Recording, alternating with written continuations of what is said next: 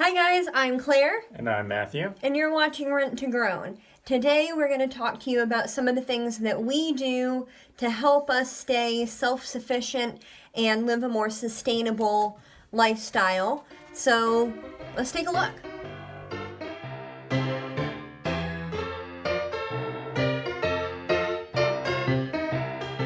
So one of the first things that we do to save money and be self-sufficient is we cut our own hair, or rather, I cut our own hair. She cuts our hair. So I'm gonna cut Matthew's hair because it's getting a little long for what he likes. I'm just gonna shave it all off. And I cut my own hair, but you can't really tell, obviously. I promise it didn't look that bad, but even if it did, like, it wouldn't matter.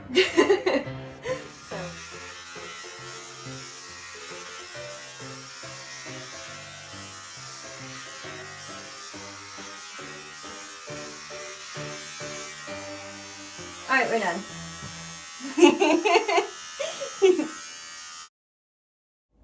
Ta-da! Now we're both, like, way covered in hair. I totally, well, I mean, you're not exactly covered in hair. But, like, your shirt, there's just, like, little everywhere. But just clean the bathroom. So I understand, obviously, why hairdressers tend to wear black, but another one of the things that we do to save money and live a more sustainable lifestyle is I cook pretty much all of our food. Even if it's with store-bought ingredients, we cook it here and it saves us a ton of money.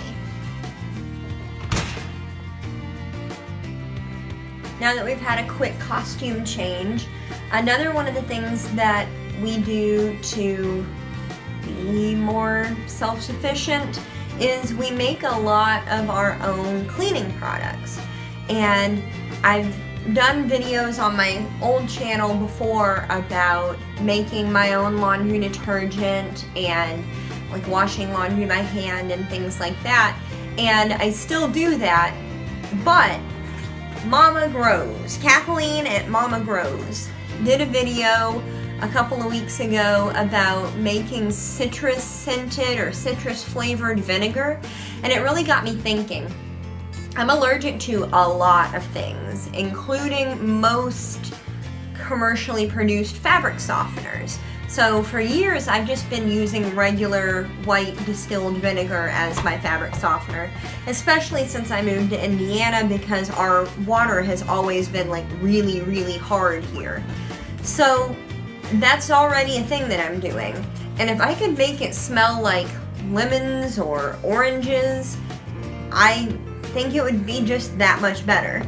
So this is it. I just threw it together. I've never done this before, so I don't know how it's gonna work for me. But this is lemon and this is orange, and I'm going to stick it in a cold, dark place and let it chill for a little while, and hopefully I end up with a nice cleaning agent that smells amazing.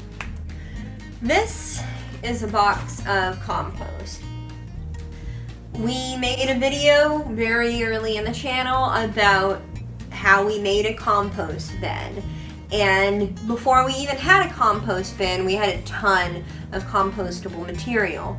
And I had bought this cute little jar and it said compost on it and it was adorable. We still have it. We just don't use it because this is about a day's worth of stuff we're getting rid of. And that cutesy little jar, I'd be emptying that like 3 times a day. So I've been going to this box method. We have a ton of boxes from when we moved in, and I've got a new one down here from when I dumped this one out. But I just throw everything in the box. I've got eggshells and coffee grounds and onion skins and stuff like that. Lasagna noodles right here on top.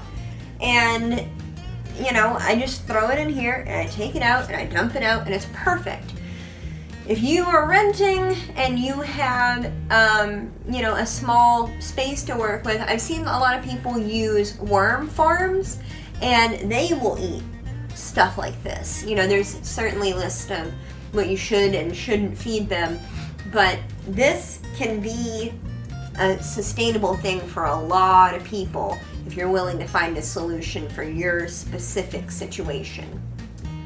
Another thing that we do that has been a difficult, and is still a difficult transition, is we don't use paper towels.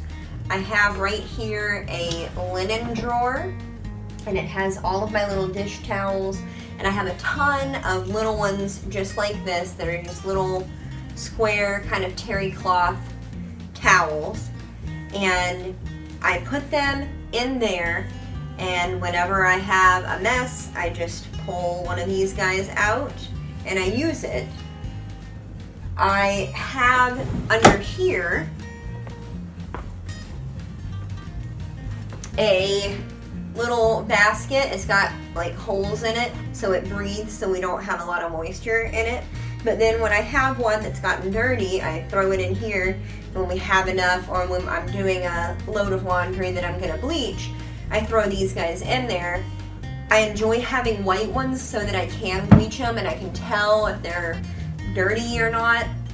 But not using paper towels saves us a ton of money, and we're not throwing away that bleached paper pulp.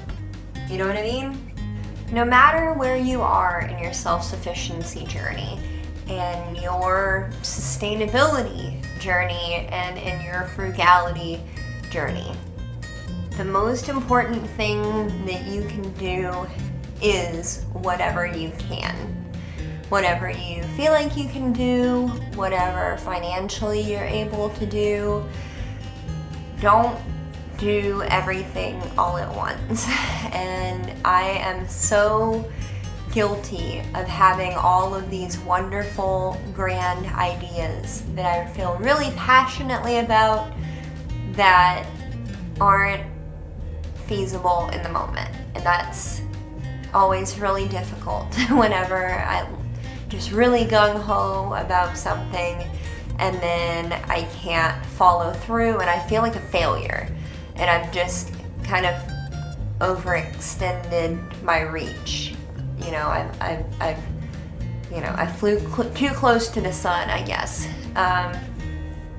And Matthew has really helped me not do that so much. You know, he's really always ready to put the brakes on it and just say, you know, do we need to be doing that right now? No, Claire, we can't afford that right now, or that doesn't make good financial sense to do that. And he's always right.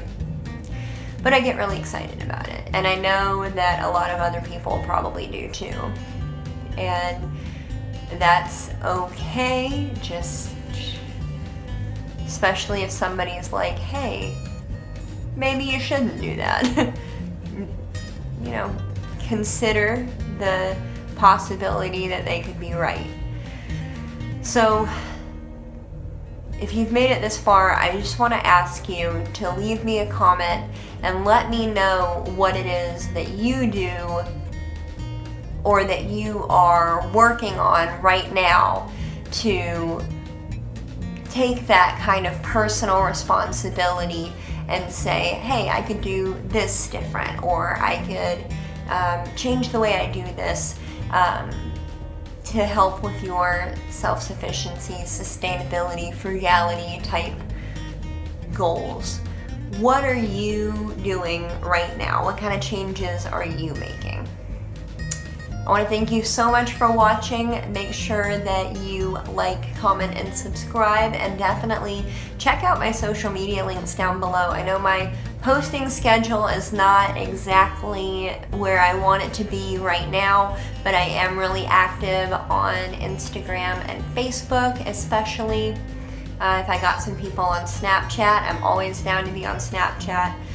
So yeah, if you have any questions, leave them in the comments or shoot me an email.